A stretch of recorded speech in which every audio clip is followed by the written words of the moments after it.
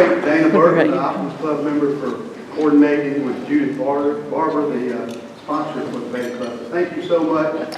And I say this every year, but it seems like the service gets better every year. So we appreciate you guys being here and doing this for us. We want to see some of you sitting in the STAR student seats next year or the year after. So thank you again. I'd like to thank some of the members of the Optimist Club. Without their help, I couldn't do this banquet every year. And, a special thanks to Sue Appleton, who's moved into the presidency, but she keeps doing everything she did. Don't think we're ever going to let her retire. She's always such a tremendous help. I'd like to thank Matthew Hopper. Matthew prepared the program and did an excellent job of that. And for years, I sweated every year. We're going to get the program ready. We're going to get the program ready. And I got back from traveling the other day, and Matthew had them printed and folded. I appreciate that.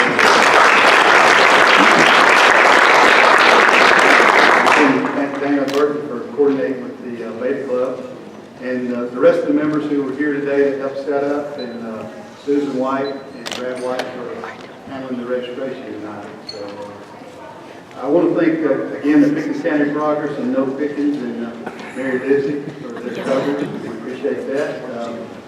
A little behind the scenes, the certificates we'll give out later today. Tonight we're done. We're calligraphed by Patsy Smith. I don't know if any of you know Patsy, but she's been doing these for the club, I think, since we started giving these certificates out. And, she's an amazing lady, 80 plus years old. And now she has a steady hand to do it. I want to thank Kyle Francis. He did the photographs that were in the program and in the paper, Kyle Francis photography. So I appreciate Kyle doing that for us. And I'd like to thank the company I work for, Royston.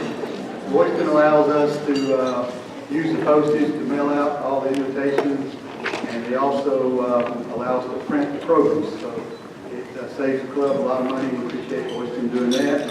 And I'd like to thank the Optimist Club, the Jasper Foundation, which is the backbone behind this program. So the other thing I'd like to plug is on Wednesday, May 8th. Any of you play golf? I know some of you do.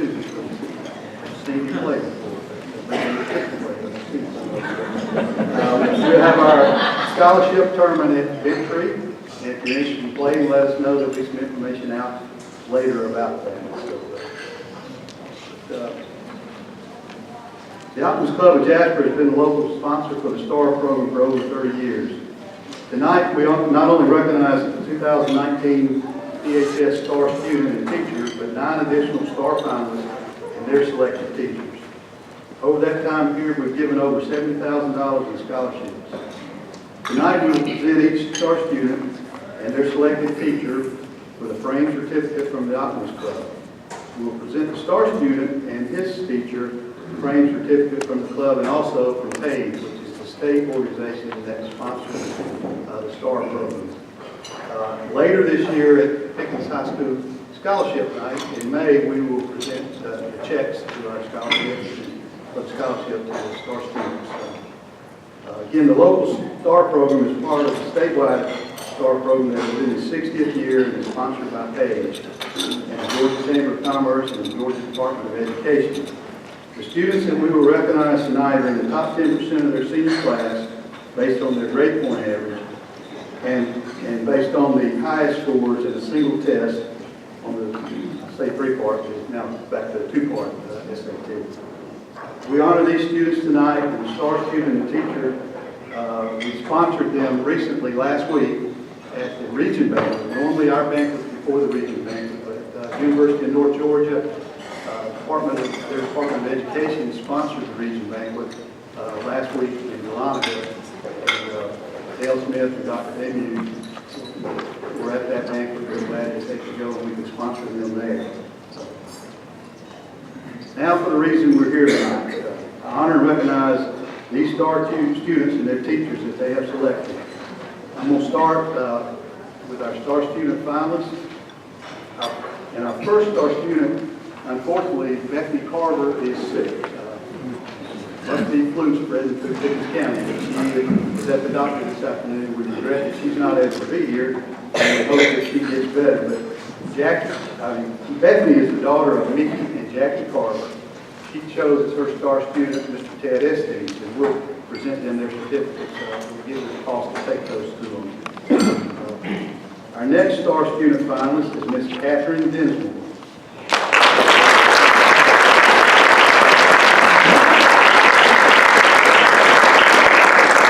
Katherine is the daughter of Mary Katherine and Christi Densmore, and she chose as her star teacher Miss Kanyon Petti.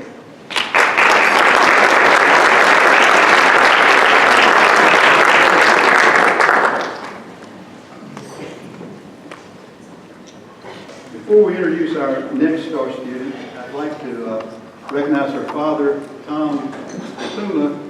If you notice, the star students each have I call them a toboggan, stocking cap, but it's a Pickens toboggan. We appreciate him doing that. It's been called beanies and other names, but appreciate Tom doing that. I think he filled it up with candy, so I think the dentist, the local dentist.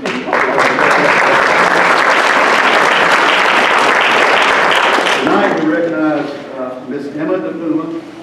She's the daughter of Tom DiPuma and Leanne DiPuma, and she is the third member of that family that has been a star student.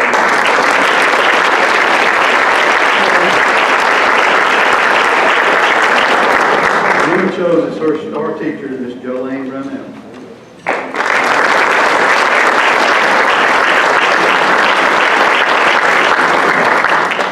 I know we have had two students within the same family before, but I'm not sure we've ever had three. So that's pretty amazing accomplishment. Congratulations to her parents for her being here along with and past the other two brothers.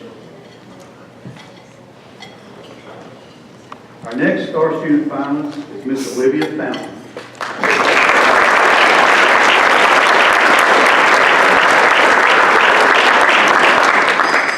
Olivia is the daughter of Mark and Cindy Fountain, and she chose as her star teacher Miss Angela Quarles.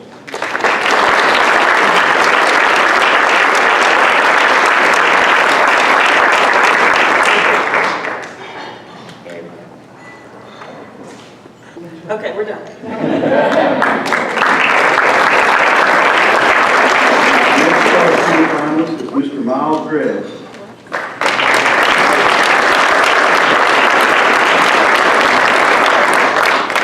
Miles is the son of Dennis Gregg and Edie Gregg, and he chose as his star teacher Mr. Keith Petti.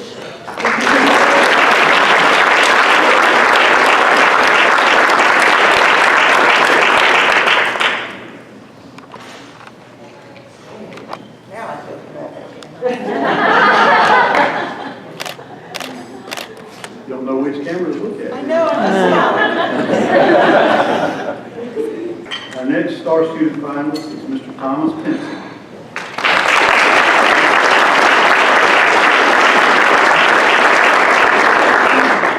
Thomas is the son of Brian and Judy Pinson, and he chose as his star teacher Miss Ginger Rizoti.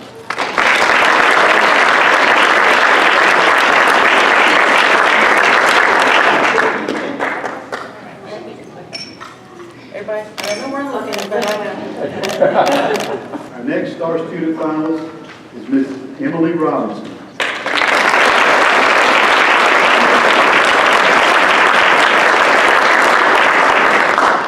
Emily chose as her star teacher Mr. Wil Nix.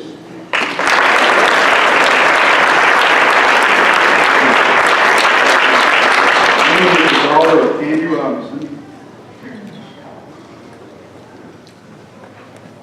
Hold on. Oh, no, this one's yours. Get out back. I want one. I was a good student. Our next star student finalist is Mr. Tyler Westbrook.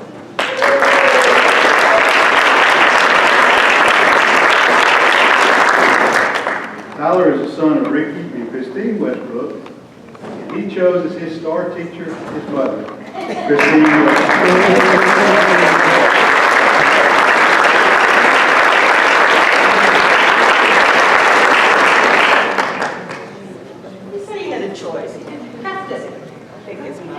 So I'm impressed.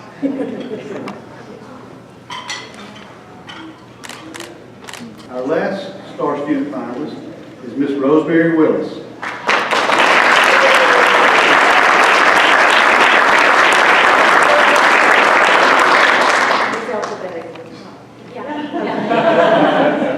Rosemary is the daughter of Dan and Joyce Willis, and she chose as her STAR teacher, Miss Christi Hobgood. Good.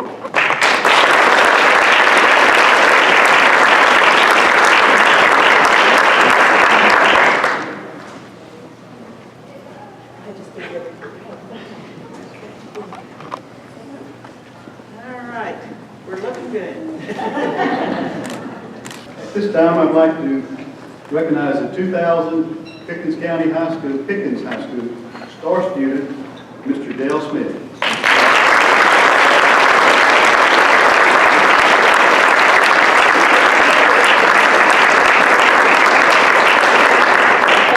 That's good, you hold it. That works. Dale is the son of Mr. John Smith and Miss Sharon Smith, and he chose as his STAR teacher, Dr. Kathy Daymude.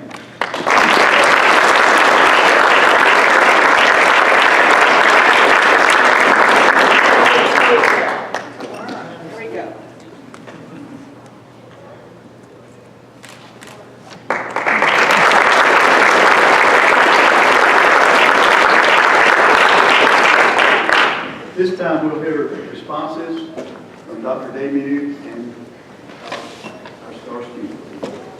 Dr. Daymude will go first. Give Dale time. Oh, he's got all his phone.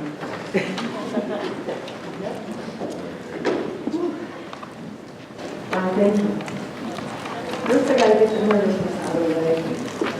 Last year's STAR teacher, Lynn Campbell, just gave an amazing speech. She's a really tough act to follow.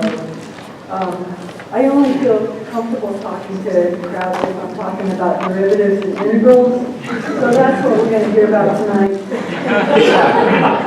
Okay, maybe I'm kidding. But I've already bored enough people in class, so I think I'll actually talk about the students. I will say that I derived a lot of pleasure. A lot of pleasure from teaching 8 out of 10 of these inspiring young people, and that they were an integral part of my happiness here at Pickens High School. And wow, Dale, is this ever a surprise? It's the highest honor of my career. And by such a great mathematician, I'm just really thrilled about that. Thank you. I would be remiss if I did not thank my esteemed colleagues for all of their help last year when I taught Dale, which was my first year at Pickens High School. Everyone was so helpful, especially Olivia Meadows, who shared all of her lesson plans, strategies, and activities for advanced mathematical decision-making. Ginger Pittman, who shared her geometry lesson plan. Lisa Payne, our STAR department head, who made sure I had everything I needed. Lighting's not the best in Carol here. Whitlow, my STAR mentor. And now back to Dale. Dale, I don't know why you chose me as your favorite teacher, because I'm really not sure that I taught you much. With you, my philosophy was pretty much stay out of the way. In fact, if a student had a question that I had trouble answering, we'd go and tap on Dale's shoulder. Dale worked way ahead of us. He was, when we were still doing AP calculus, which is basically first semester, Dale was already moving forward. He was well into DC calculus, and he just sort of waited for us to catch up. While we were moving at a linear pace, you were moving exponentially. and so you rocked everything mathematically, which made you a shoo-in for governor's honors in math. Where you raised complex numbers to complex number exponents. Let that sink in if you know what that means. And that's really probably worthy of a publication in a mathematics journal. So I'm excited for you when you get some time to write all that up and submit it. You aced our interscholastic math competitions, sometimes representing our school single-handedly. You're a five-time All-State band member in percussion, and this year first chair. You can work many different kinds of Rubik's Cubes, and I actually brought one for you. This one's been sitting at my house pretty much like this for a few years. Right, Emily? You remember him working with you? Yeah. Right? He would do all kinds of, again, I've never seen so many different kinds of Rubik's. They're not all cubes even. Yeah. So, now back to Emily then. Emily's an amazing young lady. She's a cross-country runner, a HOSA leader. What's HOSA stand for? Healthcare Occupational Students in America. I forgot to look that up. She's a bilingual mathematician and our valedictorian. So, very proud of her. You have so much talent in so many areas. I hope you don't have too much trouble narrowing your focus to be able to excel in whatever you want to do. Now, Bethany's not here today. Bethany tuned into about 20% of our class, I would say. Bethany just gets it. She learns by osmosis. She made it look so easy, but she would still help her friends in class, even though her immediate plans don't include a career in math. She's such a natural, and I'm hoping that her second or third or fourth career will be something mathematically related. Thomas, you are the quintessential student. You ask great questions. You want to make sure that everything makes sense. You're a perfect gentleman, a talented athlete, and definitely a top future business leader. You inspired us all. And at the end of every day, you always said thank you or have a nice day as you were leaving my classroom. And that kind of kindness will get you just as far as all of your talent and dedication. Tyler, yes. I've enjoyed reading about your accomplishments in Future Farmers of America, and most recently your welding. And I think it's so awesome that you chose your first teacher as your STAR teacher. And I'll tell you, I've never been in her classroom, but I know she's a great one. Because the inside of her door says information. When you're a new teacher to Pickens High School, and you see an open door that says information, well, I was right there, and she could always answer my questions. She gave great advice, and I really appreciated it.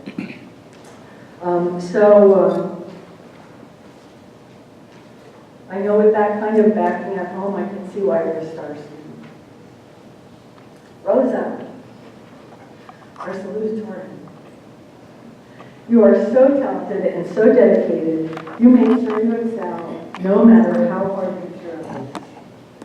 You're truly amazing. I love your stories about the time when you're working at the vet. To give you an inkling or a glimpse into Rosa's strength, she had a mouse crawl up her leg while she was driving, and she kept going to her destination. If that's not laser focus on a goal, I don't know what it is. And Miles, you just sit back quietly and soak up information like a sponge. And then you help your colleagues who are more like Teflon and less like sponges. You're so unassuming and kind, and you're just a great student to have in that classroom. Olivia, you're so smart and so quick to answer questions, no matter how fast the pace is, and no matter how much time you miss for your wonderful extracurricular stuff that you do. You always can keep up. You excel at TSA. Your peers love you, which is why you're a 3-term class president. Even the United States presidents don't get to serve 3 terms. And that smile, your contagious positive attitude is just the sunshine of my day, even with all this. Katherine. Oh, good. Calculus is just one of the many things you do well. You're a scholar athlete with your softball and especially your golf, and who knows how many other activities you're awesome at. I'm so proud of you getting a golf scholarship to West Georgia, and I hope you'll come back and tell us about your team activities. Emma. Oh, yes, Emma. I didn't have the pleasure of having you in class, but I've loved reading about your Technology Student Association feats, especially being recognized at the national level. You present yourself and represent your school very well. And what a special honor it is for you to recognize your 6th grade teacher, Mrs. Brownell. That's awesome. That's a teacher's dream right there. And I'm so glad you brought Nick tonight, because he is a mathematical and dramatic treasure. Before I close, I need to thank my STAR principal, Mr. Wallace, our administration, counseling, my teaching colleagues, even those who aren't here tonight, also those from the district office who keep us running, and I mean functioning. Right? And I wouldn't be here if I didn't get their help on a daily basis. We have a slogan, together we will. I'm here to tell you, together we do. Everything I've been involved in here has been a true effort. And I also want to thank you to my inspiration, my STAR husband, Tom. We met in 7th grade, started hanging out together on the tennis courts in 9th grade, and now we've been married 39 years, 40 in September, but we'll celebrate this summer. We have 2 children-in-law, and a precious granddaughter. Thank you, Jasper Optimist Club, for the opportunity to shine some light on these special students and their teachers. And Dale, I got something for you here.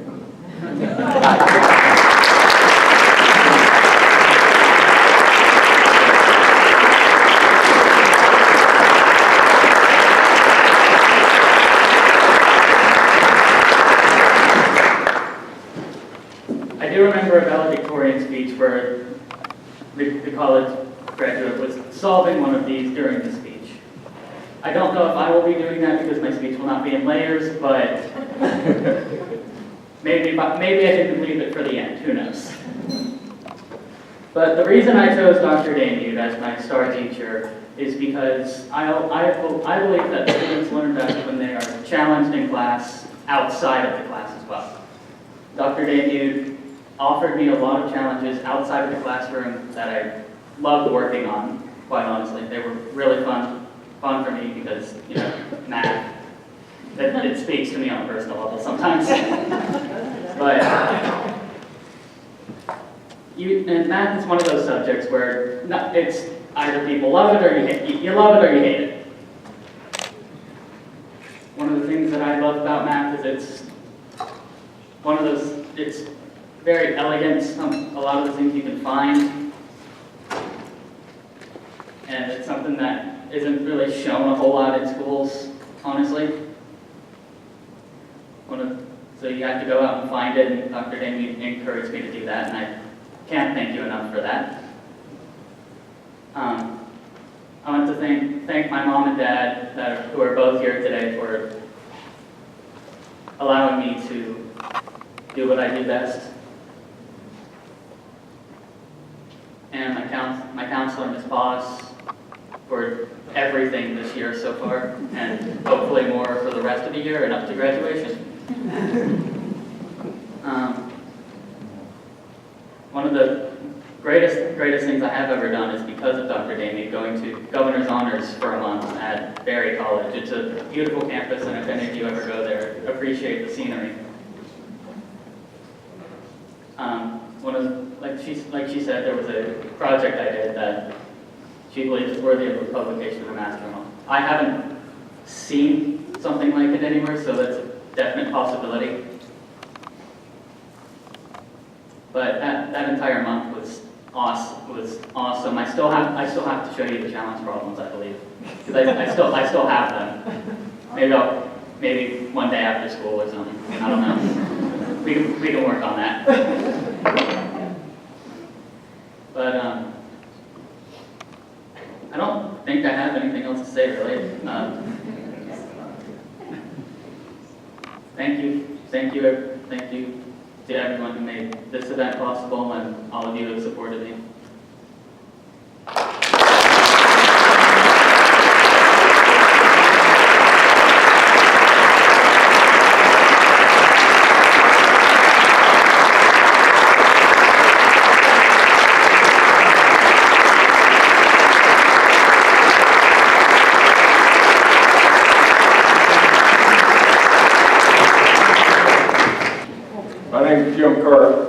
Is this a great evening or what?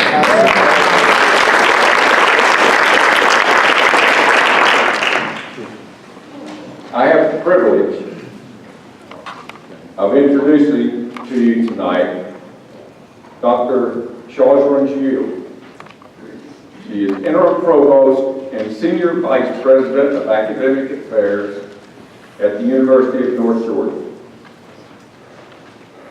Those of you who may not be from this area originally, or even if you are, you have to go back a long way. The University of North Georgia has come a long way. It was founded in 1873 as the North Georgia Agricultural College. They met in the old U.S. Mint building there in Delano.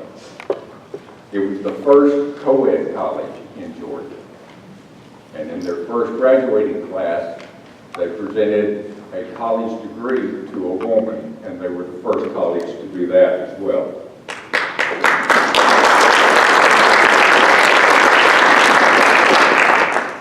Today, they have nearly 20,000 undergraduates, which makes them the 6th largest public university in Georgia.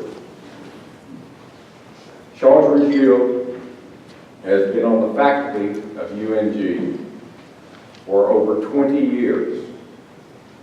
And so she has played a role in its development and its evolution to the wonderful institution that it is today.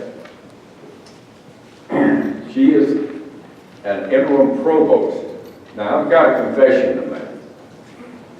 I had to look up provost. I wasn't sure what a provost does or what one looks like. But I had dinner next to one tonight, and it is pleasant.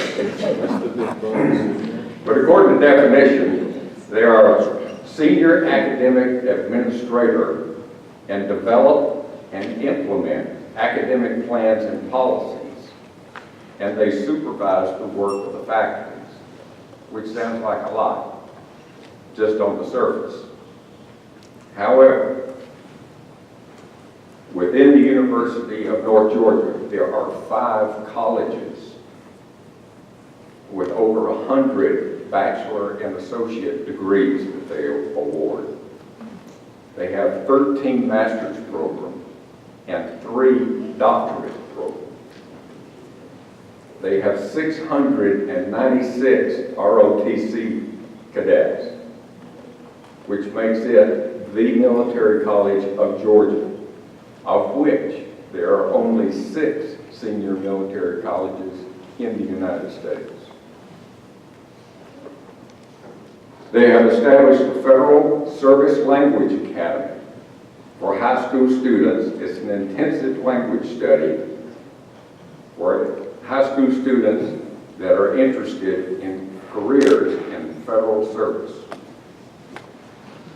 Some of the languages that they teach include Arabic, Chinese, Russian, Korean, German, and Portuguese. 2 years running, UNG has gotten national recognition as a top producing university for Fulbright U.S. student program, which is a global study program for students to travel around the world and study. They're the only university in Georgia with a minor in leadership. This is a wonderful college, and our interests here at the Optimist Club are particularly in developing not only education, but in developing character. And the University of North Georgia does a great job in both categories. The Optimist Club of Jasper is honored to have Dr. Gille here this evening to address the STAR students, the teachers, and families of our 2019 STAR Banquet. Please join me in welcoming Dr. Chaudron Gille. It is a great honor and privilege for me this evening to be with you to celebrate these amazing young people. So congratulations, students, and congratulations to you teachers. It is truly a lifetime honor when your students recognize you for the influence you've had over them. I have students of my own that I still stay in touch with now that I taught maybe 15 years ago. Some of them have gone on to get their doctorates and are leaders in their various fields, and it's always a pleasure to hear from them. And congratulations to you families. Your students would not have achieved this without your support, without you being there to cheer them on when they have a low moment, to take them to those extracurricular activities, to make sure that they got up for those early morning practices or things that they needed to do for the activities they're involved in. And thank you to the Optimist Club. What a great investment in our future to focus on youth programs and supporting our high-achieving youth and the development of their character. As I was preparing for tonight's event, I thought about advice that I might give you. You're at a transition point. You're finishing your senior year of high school, headed off to college, and I thought, well, that's something I know a few things about. After all, I've spent my entire career in a college, and I happen to have 2 daughters who are college students and still 1 son in high school. So I'm right in the midst of all of this transition. Then I got copies of the essays or the questionnaires that you had all filled out. And as I was reading through your comments, I thought, wow, they really know a lot of key things already. They just need to carry those forward as they move into college. So I'm going to share with you tonight my top 10 tips. And you'll recognize some of the advice that you students wrote for freshmen in high school. It's just kind of carried to a different level, and you might recognize some of the experiences that you've had in high school that you found to be particularly important or that marked your career thus far. So just know that I'm in good company with you. We're thinking about the same pieces of advice. So first of all, get involved. Find a club, find an organization, find your tribe when you get to college. It could be the group of kids in the same suite in the residence hall that you hang out with and you end up exploring campus together through orientation and form a bond that lasts forever. It could be that you've always wanted to try rock climbing, and so you decide to join the rock climbing club through rec sports, and that becomes your tribe. It could be that you're a future engineer, and so you join the engineering club, and you've got that cohort of people who have the same goals as you. But find a group, find a way to get connected, and get involved. So that's number 1. Number 2, and this you have all proven that you can do, is form relationships with your teachers. In high school, up until this point in your life, frequently your teachers reached out to you. They engaged you and sought you out because they saw a spark in you that they wanted to nurture and encourage.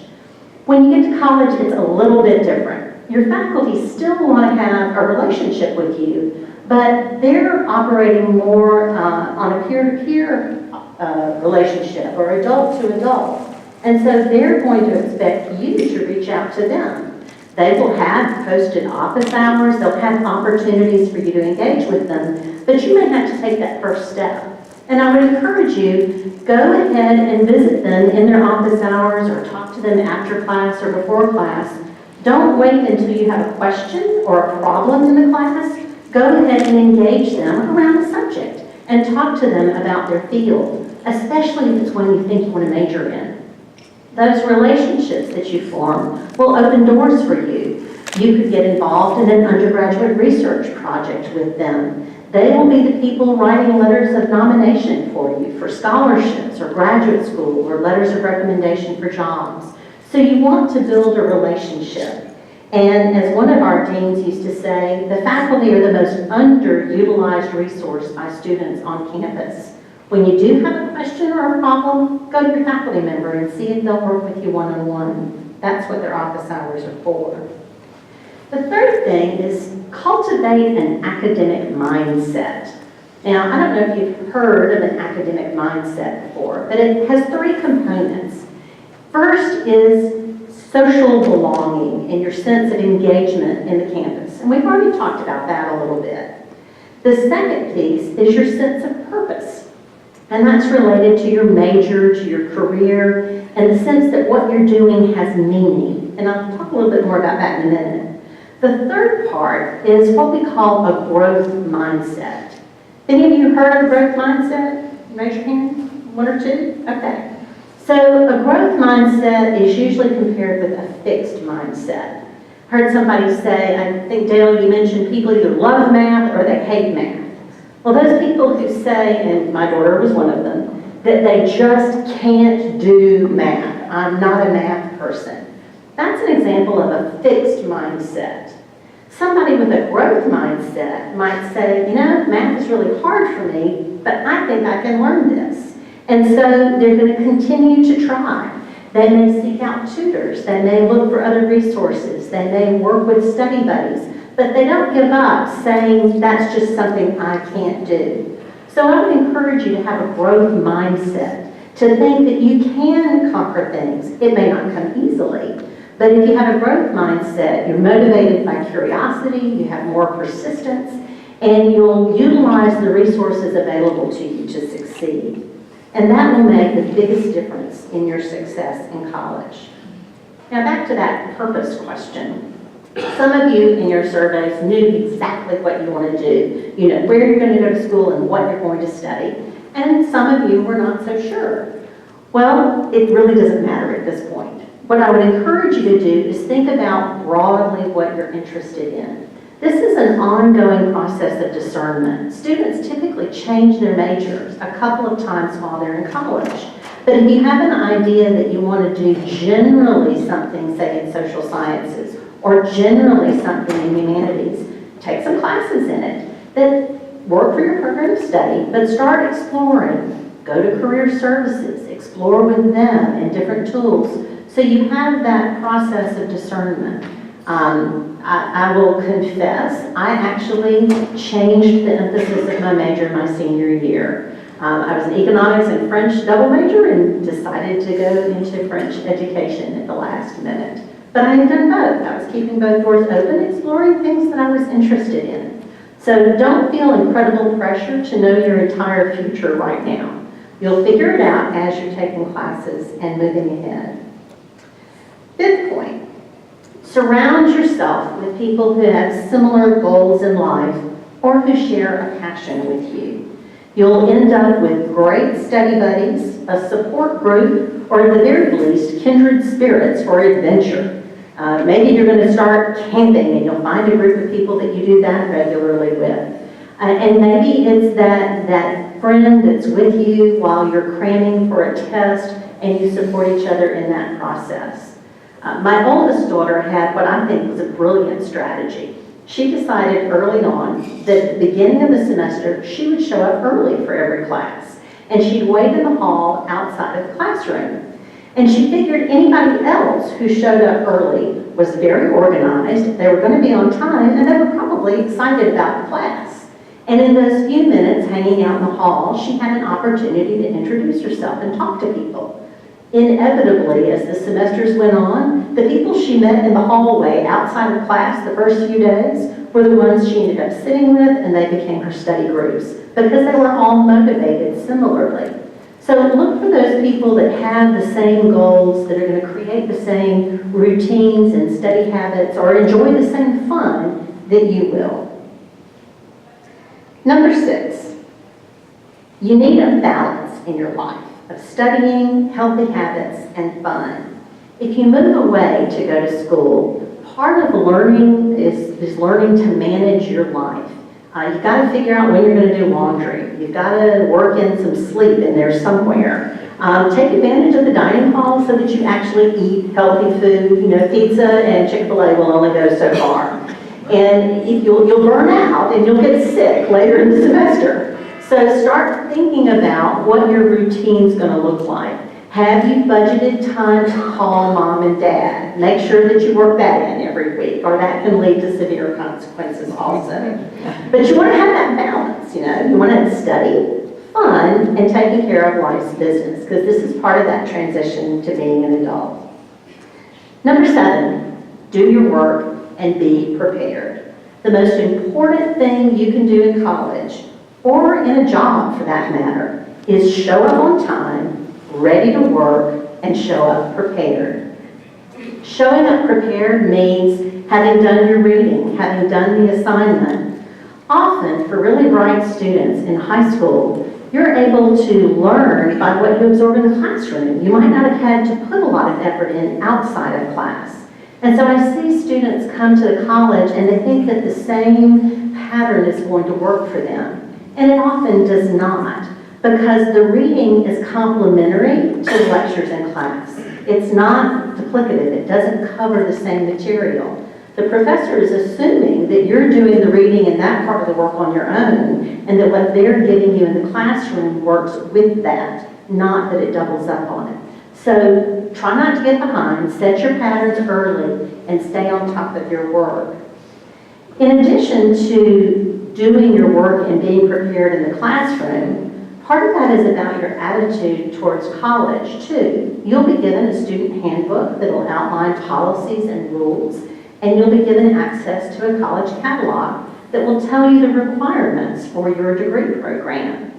No one is going to come behind you and tell you what to do. You are the one that's ultimately responsible for that, and making sure that you stay on track.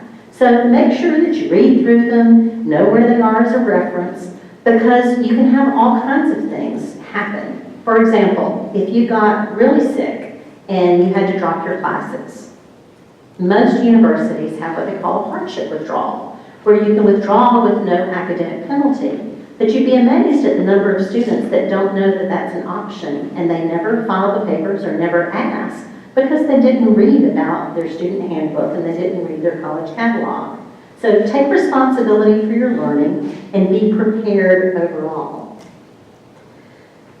Number 8, be engaged in your studies and look for opportunities for active learning. Now, what do I mean by active learning? Active learning is that job shadowing opportunity that you had in high school. It's the club that took you on a trip where you got to do something related to that topic. One of you, I think, got to see a cow being born who's interested in agribusiness. One of you talked about applying your skills to a project in school. Anything that gets you hands-on engaged, that's active learning. It can be study abroad, it can be volunteerism, it can be service learning, it can be undergraduate research. You will have opportunities to do that, but it requires investment of a little more time on your part. Go after it, do it. You've already seen that those experiences are the ones that are really enriching. The same thing will be true in college. And it can help you with that discernment piece about whether or not that's the field you really want to go in. Number 9, if you're full-time, be full-time as a student. And by this I mean, take a full load of courses. Be a student first and work part-time. Don't work and be a student part-time if you're intending to be full-time. That'll help you graduate in 4 years instead of 6. It'll help you save money long-term, and you'll be more focused and purposeful in your studies. And then last but not least, I want you to challenge yourself, take advantage of every opportunity, and embrace lifelong learning. Our world is changing so rapidly, you're not going to pick one career and stick with it. You're in this whole learning business for a lifetime. You'll be retooling, adding skills, going back to school, doing programs to learn new things for the rest of your life. So embrace that, enjoy it, and continue forward with a spirit of curiosity. And I wish you all the best in your future.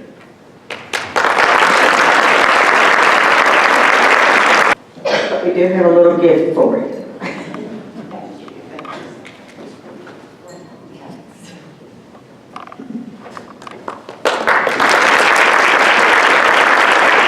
But we always end our club meetings by reciting the Optimist Creed, which is you'll find on the back of your program. And so I'm going to ask you to join with me by standing up and recite with me the Optimist Creed. And I'll start it off by saying, promise yourself to be so strong that nothing can disturb your peace of mind, to talk health, happiness, and prosperity to everyone you meet, to make all your friends feel that there is something in them, to look at the sunny side of everything and make your optimism come true, to think only of the best, to work only for the best, and to expect only the best, to be just as enthusiastic about the success of others as you are about your own, to forget the mistakes of the past and press on to the greater achievements of the future, to wear a cheerful countenance at all times and give every living creature you meet a smile, to be too large for worry, too noble for anger, too strong for fear, and too happy to permit the presence of trouble. Thank you all for being here. Meeting's closed.